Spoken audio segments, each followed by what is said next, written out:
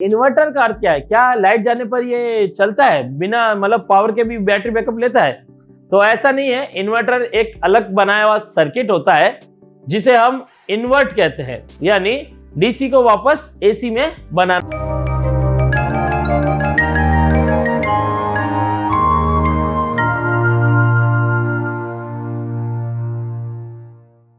Hello friend, स्वागत है एक बार फिर आपका हमारे यूट्यूब चैनल पर। आज एक बार फिर मैं हमारी एसी रिपेयरिंग लैब में है और जहां पे एसी रिपेयरिंग का सारा काम सिखाया जाता है। और आज हम जो इस वीडियो में आपको बताने जा रहे हैं वो एक कॉमन सी जानकारी है, शायद काफी लोगों को नहीं पता होता है। यहाँ पे inverter and non inverter AC में क्या फर्क होता है उसके बारे में मैं फुल डिटेल में आपको समझाऊंगा। और लोगों के उसके प्रति जो भ्रम है, इन्वर्टर का नाम सुनकर जो भ्रम होता है वो कैसे दूर करना है वो मैं आपको बताऊंगा और इसके बारे में पूरा आपको डिटेल में समझाऊंगा। और अभी तक जो आपने हमारा अगर चैनल सब्सक्राइब नहीं किया है तो प्लीज सब्सक्राइब कर लीजिएगा। वीडियो पसंद आए तो अंत में लाइक शेयर जरूर कीजिएगा और कमेंट करके जरूर बताइएगा कि आपको वीडियो कैसा लगा। और आपका भी अगर कोई विचार है टेक्निकल कोर्स में, चाहे वो एसी रिपेयरिंग का हो, एसी पीसीबी मैकेनिकल, दोनों में से आप जो करना चाहे वो, या दोनों एक साथ करना चाहे तो भी, laptop, desktop, CCTV, e vehicle, LCD LED TV का, या मोबाइल का, मोबाइल से रिलेटेड ईएमएमसी का, या एप्पल मैकबुक का भी करना चाहते हैं तो आप हमारे यहाँ मल्टीटेक इंस्टीट्यूट आ सकते हैं और लाइव क्लास में बैठकर लाइव डेमो ले सकते हैं। स्क्रीन पे दिए हुए नंबर पे आप कोर्स से रिलेटेड इंफॉर्मेशन जो चाहते हैं वो प्राप्त कर सकते हैं और आप कभी भी आ सकते हैं यहाँ पे और लाइव क्लास में बैठ सकते हैं। तो फ्रेंड, बात करते हैं हम इन्वर्टर एंड नॉन इन्वर्टर के बारे में। पहला मैं आपको कुछ चीजें बताता हूं कि नॉन इन्वर्टर क्या होता है और इन्वर्टर क्या होता है।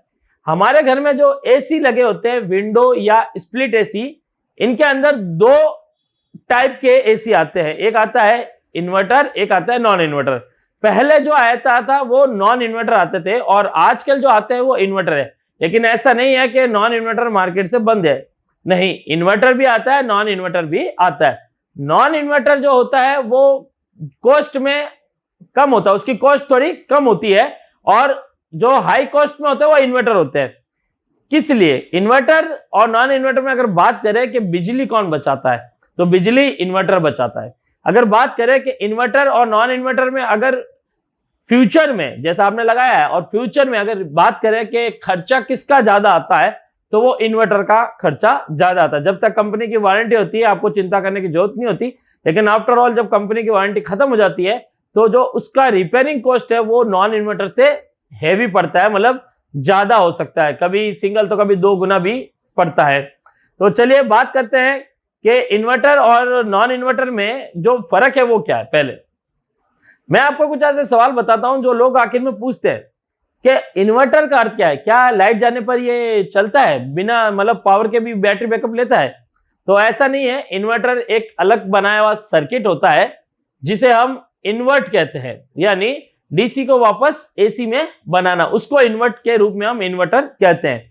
और यही इन्वर्टर सेक्शन आपके पावर बचाने में, यानी जो पावर कंज्यूम है उसमें कटौती करता है, जिससे कि बिजली का बिल बचता है।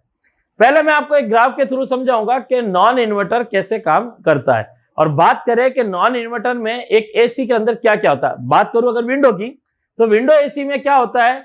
कूलिंग कॉइल होता है, कंडेंसर कॉइल होता है, उसके अलावा एक कंप्रेसर होता है, कंप्रेसर के अलावा एक ब्लोअर मोटर होती है, और उसी के साथ एक और चीज जुड़ी होती है वो होता है पीसीबी। यही पीसीबी जब आप पावर प्लग इन करते हैं तो आप देखते होंगे डिस्प्ले पे जो नंबर लिखे आते हैं, एलईडी इंडिकेशन आती है, ये पीसीबी की वजह से होता है। ये पीसीबी एक सर्किट होता है, जैसा कि मैं आपको दिखाता हूं। यहाँ पे ये पीसीबी पड़ा है, यहाँ पे ये इन्वर्टर का है, और अगर बात करूं ये रहा, यहाँ पे ये एक नॉन इन्वर्टर का है, ये स्प्लिट का है, नॉन इन्वर्टर स्प्लिट है। उसके अलावा विंडो के भी काफी आते हैं। तो ये पीसीबी क्या होती है? एक माइक्रो कंट्रोलर के आधार पर चलने वाला पीसीबी होता है। यही माइक्रो कंट्रोलर आपके रूम के टेम्परेचर को चेक करता है और उसी के आधार पर इसका कंप्रेसर होता है उसको ऑन करता है। यही पे जो ऑन करना और ऑफ करने का मैटर होता है, यहाँ पे बिजली ज्यादा कंज्यूम होती है। मैं बताता हूँ कैसे। एक नॉन इन्वर्टर एसी जब हम प्लग इन करते हैं तो वो 0 एम्पियर पे रहता है। अब मान लीजिए कि आपने रूम का टेम्परेचर सेट किया है 18 डिग्री।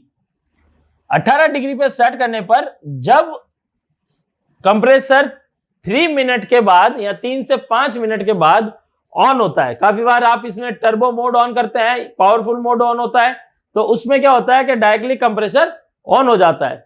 तो अब यहां पे क्या है कि इसको जैसे ही आप ऑन करते हैं या ऑटोमेटिक जो पीसीबी है आउटडोर के कंप्रेसर को ऑन करता है, तो ये शुरू होते ही तो आपका कंप्रेसर क्या होता है, पहले नॉर्मली धीरे धीरे चलना शुरू होता है और एम्पियर 3-4 एम्पियर से होते होते पहुंचता है।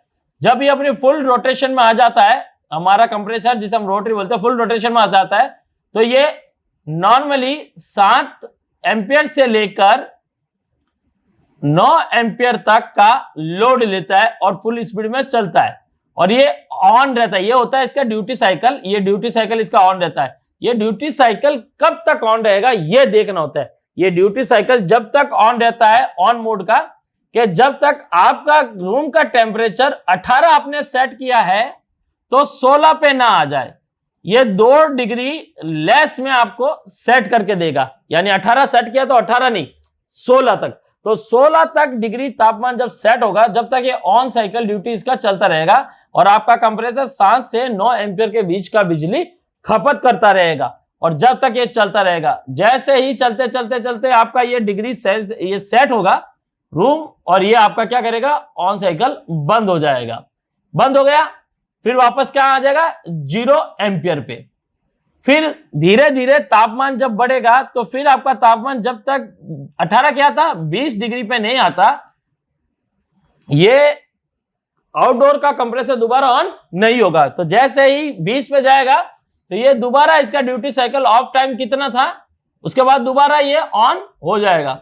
और यहाँ पे वापस ये ध्यान देगा कि कितनी देर ये ऑन दे रहा है, मतलब यहाँ पे टेम्परेचर वापस 16 तक आने में पहले रूम का टेम्परेचर क्या है, जैसे 30 है 36 से अलग है, उसके बाद का टेम्परेचर क्या है वो हमें देखना होता है। जैसे बाद का पहले तो 30 या 36 का था तो उसको करने में काफी टाइम लगा, उसके बाद जब वो टेम्परेचर मान लीजिए 20 के आसपास हो जाता है तो वापस उसको 18 और उससे लेस 16 तक लाने पर उसको टाइम कम लगता है। तो यहाँ पे उसका ड्यूटी साइकिल जो ऑन का है वो थोड़ा कम हो जाता है, लेकिन यहाँ पे एम्पियर जो है वो लोड उतना ही लेगा 7 से लेकर 9 एम्पियर के बीच।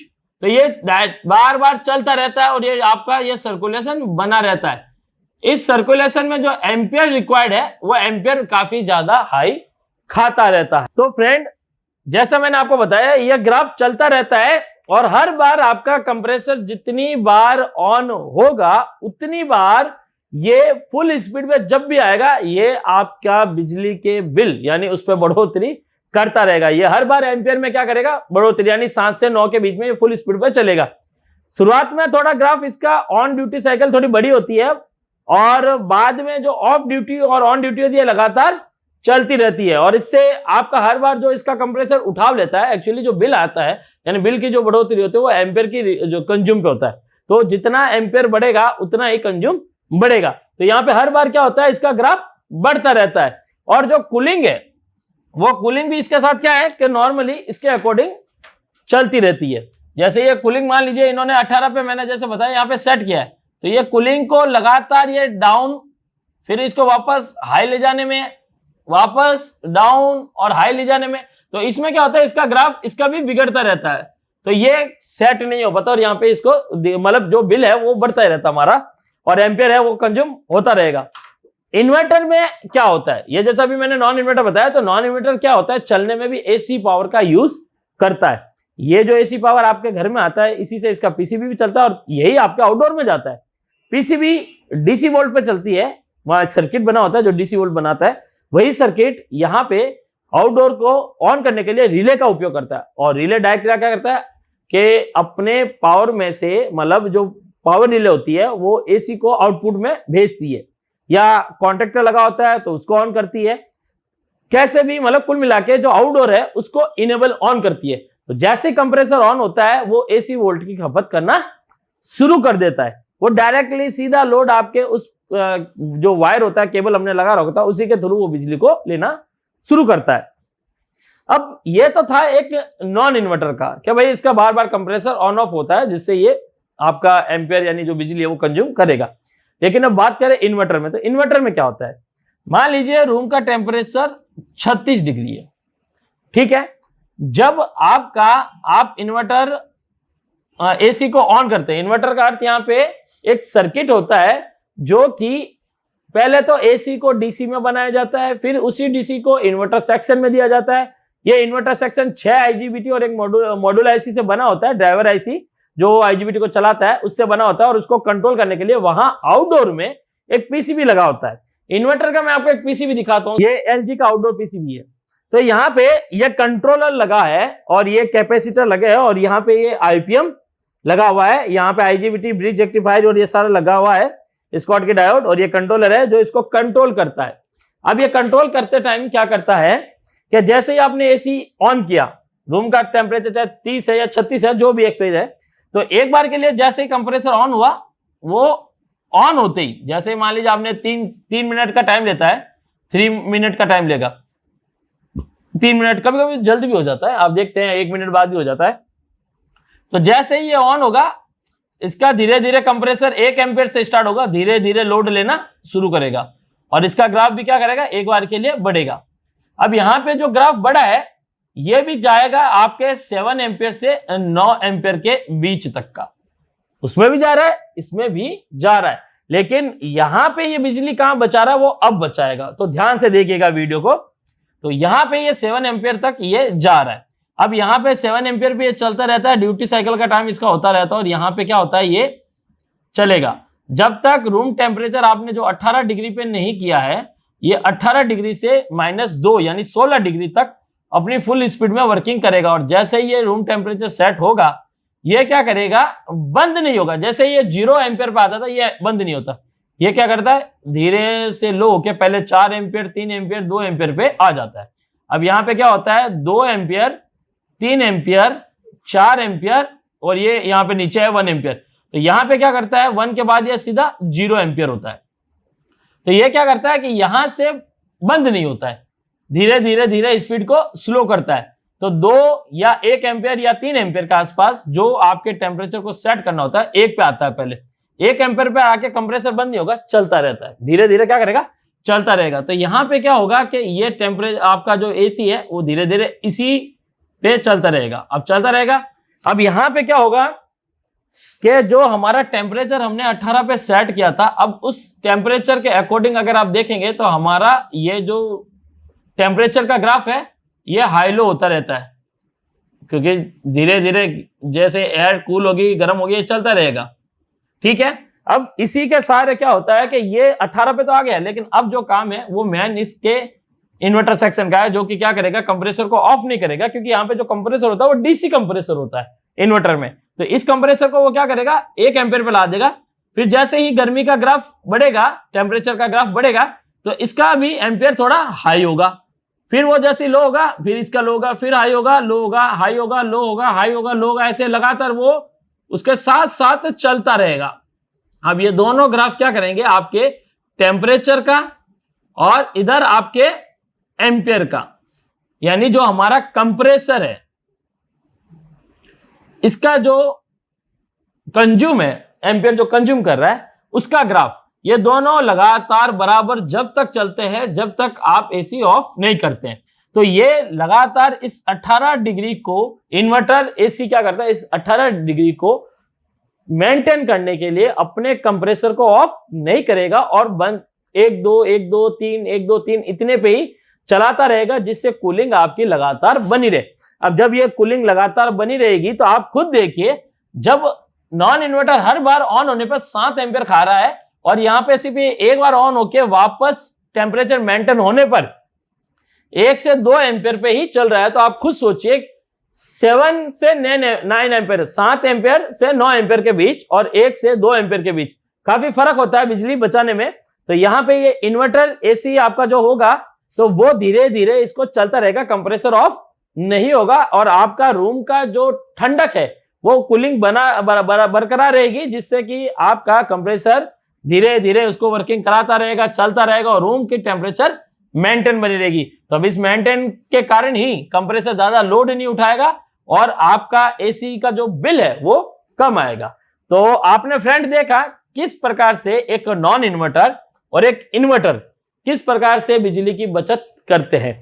यहाँ पे जो नॉन इन्वर्टर है वो हर बार ऑन होने पर हाई एम्पेयर लेगा, और जो इन्वर्टर है वो जब फर्स्ट टाइम ऑन होगा, जब हाई एम्पेयर लेगा, उसके बाद जब रूम का टेम्परेचर आपके अकॉर्डिंग आपने जो सेट किया उसके अकॉर्डिंग हो जाएगा, उसके बाद कंप्रेसर को ऑफ नहीं करेगा, सिर्फ धीरे धीरे उसकी स्पीड पर चलाता रहेगा, जिससे कि कंप्रेसर आपका परफेक्ट चलता रहे और रूम का जो टेम्परेचर है वो मेंटेन रहे और बिजली आपकी बचत करेगा। तो ये इन्वर्टर का आपने देखा किस प्रकार से बिजली बचत करता है। यहाँ पे जो ये 7 एम्पियर से लेकर 9 एम्पियर की खपत कर रहा है, वहां पे ये एक बार के लिए ऑन होने पर 1 एम्पियर और 2 एम्पियर के मध्य ही चलता रहता है, जिससे कि आपका टेम्परेचर बना रहेगा और बिजली की बचत होती रहेगी। तो फ्रेंड, ये था इस वीडियो में इन्वर्टर और नॉन इन्वर्टर में बचने वाली जो बिजली होती है और जो बिल पे हमारा इफेक्ट होता है, उसके लिए मैंने आपको इसमें बताया है। अगर इस बार आपसे कोई पूछे, ये मेरे खास करके उन मैकेनिकल भाइयों के लिए है जो मार्केट फील्ड में जाते हैं, और ऐसे ऐसे कस्टमर उनको मिलते भी हैं जो इनसे पूछते हैं, अरे जी इन्वर्टर का मतलब क्या है, क्या वो बिजली जाने पर चला जाता है, चलता रहता है, या जैसे भी सवाल हो। तो अब वो ये वीडियो अगर देख लेंगे तो वो फुल डिटेल के साथ उनको समझा सकते हैं कि इन्वर्टर एसी आखिर में कैसे उनकी बिजली की बचत करता है, जिससे कि जो बिल आता है वो भी कम आता है। हाँ, अगर मैं बात करूं कि एक नॉन इन्वर्टर का खर्चा रिपेयरिंग में ज्यादा है या इन्वर्टर का, तो इसके बारे में मैं फुल डिटेल आपको जो नेक्स्ट वीडियो बनाऊंगा उसके अंदर बताऊंगा, और ये भी बताना होता है कि भाई आखिर होता है क्यों इतना खर्चा, तो उसके बारे में भी डिटेल बताऊंगा। इसके अलावा इन्वर्टर में कौन सा गैस होता है, कौन सा नहीं होता है, नॉन इन्वर्टर में कौन सा गैस होता है, कौन सा नहीं होता है, क्या गैसों में स्वैप कर सकते हैं या नहीं कर सकते, और कौन सा गैस क्या प्रेशर का होता है, कौन सा नहीं होता है, ये आप हमारे चैनल पर देखते रहिए तो आपको इसके बारे में इंफॉर्मेशन मिलती रहेगी। और इस वीडियो में इतना ही, मिलूंगा मैं आपसे नेक्स्ट वीडियो में। अभी के लिए धन्यवाद, थैंक यू। और वीडियो पसंद आए तो लाइक जरूर कीजिएगा, शेयर जरूर कीजिएगा, और अगर आपका भी दिल है एसी पीसीबी या मैकेनिकल कोर्स करने में या दोनों ही साथ करने में, तो आप हमारे मल्टीटेक इंस्टीट्यूट आइए। मैं गारंटी लेता हूं कि आपको, आप चाहे कितने भी नॉन टेक्निकल है, मैं आपको प्रॉपरली जीरो से लेकर एडवांस तक की रिपेयरिंग सिखाऊंगा, प्रॉपर तरीके से पीसीबी रिपेयर करना सिखाऊंगा। आप मार्केट में बैठकर अपना बिजनेस शुरू कर सकते हैं। तो फ्रेंड, मिलता हूं आपसे नेक्स्ट वीडियो में। अभी के लिए धन्यवाद।